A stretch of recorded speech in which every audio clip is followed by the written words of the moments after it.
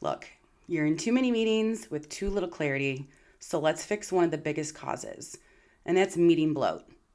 Here in the second video of the Lead Effective Meeting series, I'm going to share with you 3 quick questions you can ask yourself to make sure you have the right people in the room. First, do they have decision-making authority? If there isn't someone in the room that can make a call, then you're just having a conversation. And you will know that because it'll end with, let's ask leadership. Second question, do they have the information essential to deliver on the outcome? Those are your key contributors, the ones who bring clarity or have a perspective or expertise that is essential for the decision or conversation. And finally, will they own the follow-through? This person is accountable for what happens next.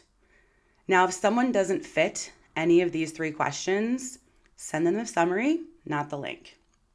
Leaders often tend to over-invite to feel more inclusive, but that's what drains the focus, the energy, and the decision-making speed.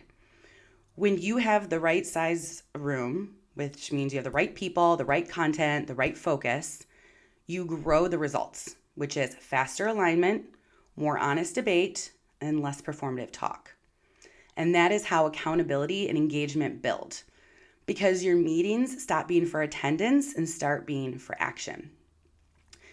Now type into the comments the next meeting that you will right size, and I'll send you the Rooted for Success Meeting Reset Framework. It includes quick prompts to right size the room and invite only the people who need to be there.